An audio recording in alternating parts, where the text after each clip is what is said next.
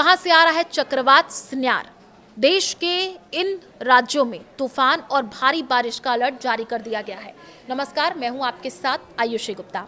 भारतीय मौसम विभाग यानी आईएमडी ने दक्षिण भारत के राज्यों के लिए चक्रवात की चेतावनी जारी की है।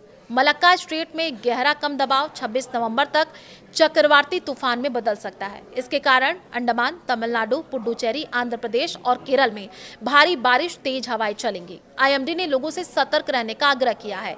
दक्षिण भारत के राज्यों में चक्रवात आने की चेतावनी जारी कर दी गई है। आईएमडी के मुताबिक अभी दो मौसम सिस्टम जो है वो चल रहे हैं।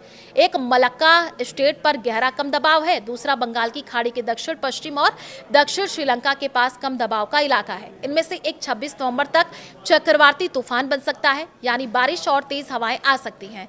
आईएमडी ने लोगों से सावधान रहने को कहा है।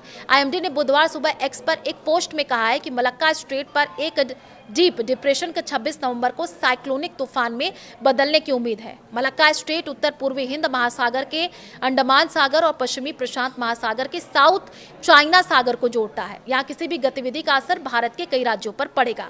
दोनों मौसम सिस्टम की वजह से अंडमान और निकोबार द्वीप समूह, तमिलनाडु के कुछ हिस्से, पुडुचेरी, आंध्र प्रदेश, केरल में बारिश की चेतावनी जारी की गई है। तो साइक्लोन सेन्यार का खतरा बढ़ा है।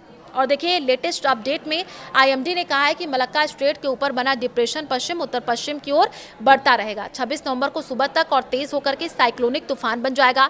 बुधवार को पूरे दिन 60 से 100 किलोमीटर प्रति घंटा की रफ्तार से तेज हवाएं चलने की उम्मीद है, क्योंकि ये साइक्लोनिक तूफान में बदल जाएगा। आईएमडी ने 26 नवंबर को अपने नेशनल बुलेटिन में ये भी कहा था कि 26 नवंबर और 27 नवंबर को निकोबार आइलैंड्स में ज्यादातर जगहों पर हल्की से मध्यम बारिश और कुछ जगहों पर भारी से बहुत ज्यादा बारिश होने की उम्मीद है।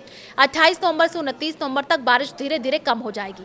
तमिलनाडु में तेज बारिश का अलर्ट है और इस बीच बंगाल की खाड़ी के दक्षिण पश्चिम और श्रीलंका के दक्षिण के सटे इलाकों में एक लो प्रेशर एरिया भी बन रहा है, जो और तेज होकर के डिप्रेशन में बदल सकता है। आईएमडी के मुताबिक इस वेदर सिस्टम से तमिलनाडु, आंध्र प्रदेश, केरल के कुछ हिस्सों में बारिश होने की उम्मीद है। सोमवार को तमिलनाडु के कई जिलों में भारी बारिश हुई है। तटीय जो है तुतिकोरिन जिले के कई रिहायशी इलाके पानी में डूब गए हैं। तमिलनाडु के कुछ हिस्सों में आम जिंदगी अस्त व्यस्त होने की वजह से मंगलवार को सुरक्षा पक्की करने के लिए स्कूल और कॉलेज बंद कर दिए गए हैं।